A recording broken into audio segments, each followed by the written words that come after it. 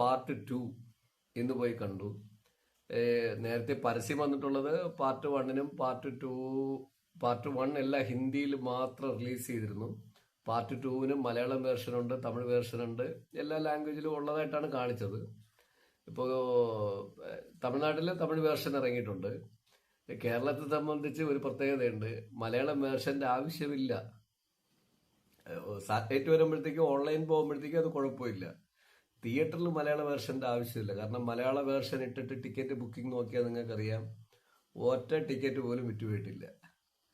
അങ്ങനെ മലയാള version already cut ചെയ്തിട്ട് ഹിന്ദി വേർഷനാണ് കേരളത്തിൽ റിലീസ് ചെയ്തത്. കേരളത്തിലെ എ ക്ലാസ് തിയേറ്ററിലാണ് ഈ പടം കൂടുതൽ കളിക്കുന്നത്. പടം ഹിന്ദി വേർഷൻ തന്നെ റിലീസ് ചെയ്തപ്പോഴത്തേക്കും പടം കേരള തിയേറ്റർ നിറഞ്ഞു മറിയുകയാണ്. കാരണം ഞാൻ എന്ത് പറയണമെന്ന് ചോദിച്ചാൽ, എൻ്റെ നാട്ടിലെ കാളീശ്വരി സരസ്വതി തിയേറ്ററിലാണ് ഞാൻ പോയി സിനിമ കാണുന്നത്, കാട്ടാക്കട.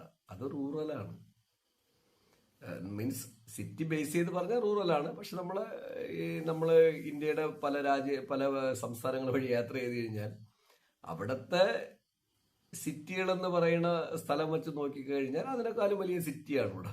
അത് വേറെ കാര്യം. നമ്മളെ ഇവിടത്തെ സിറ്റികൾ വലുത് വെച്ച് നോക്കുമ്പോൾ നമുക്കത് ഗ്രാമമാണ്.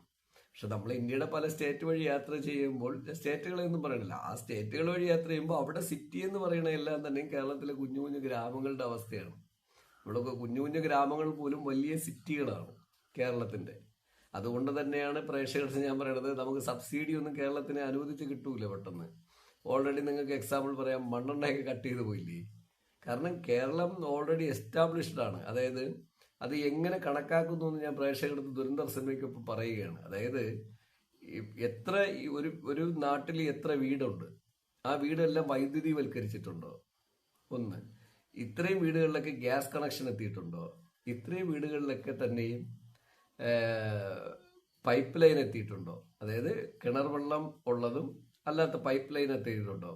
ഈ വീടുകളുടെയൊക്കെ ജോലി, പർച്ചേസിങ് കപ്പാസിറ്റി, ഈ വീടുകളൊക്കെ 2 മുറിയിട്ടതാണോ, അതോ 500 സ്ക്വയർ ഫീറ്റ് ആണോ, 1000 ആണോ, 1500 ആണോ, 2000 ആണോ? ഇതൊക്കെ ടെറസാണോ, അതോ പഴയ മോഡൽ വീടാണോ?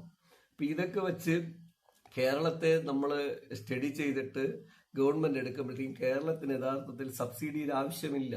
ഞാൻ അങ്ങനെ തന്നെ പറയണത്. കേരളത്തില് 80% ജനങ്ങൾക്ക് ഈ സബ്സിഡിയുടെ ആവശ്യമില്ല. അതുകൊണ്ടാണ് ഗവൺമെന്റ് അത് ഒഴിവാക്കിയിട്ടുള്ളത്. നമ്മൾ കരയൊന്നും വേണ്ട, കാരണമുണ്ട് അതിന്. ഈ രീതിയിലാണ് നമ്മൾ സ്റ്റഡി എടുക്കുന്നത്. പിന്നെ ആളോഹരി വരുമാനം, മറ്റ് സ്റ്റേറ്റുകളെ അപേക്ഷിച്ച് കേരളത്തിന്റെ ആളോഹരി വരുമാനം കൂടുതലാണ്. ആളോഹരി വരുമാനം കൂടുതലായിട്ട് നമ്മുടെ കൂലിയും കൂടുതലാണ്. അല്ലെ, നിങ്ങൾ നോക്കിയാൽ തിയേറ്ററിന്റെ പേയ്മെന്റ് കൂടുതലാണ്.